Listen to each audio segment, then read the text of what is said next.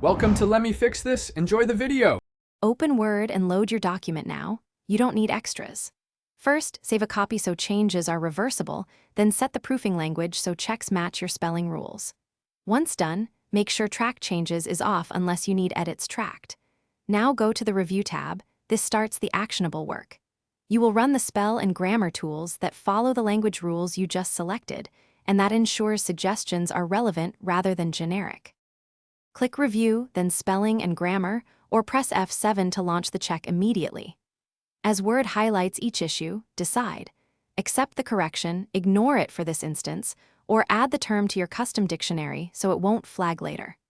Once you encounter grammar or style prompts, open the editor pane for grouped suggestions on clarity and punctuation. This helps you fix patterns rather than isolated mistakes. Make sure to read the suggestion reasoning before accepting, so you keep your intended meaning intact. Finish with a manual read-through aimed at names, technical terms, and layout issues that automatic checks can miss.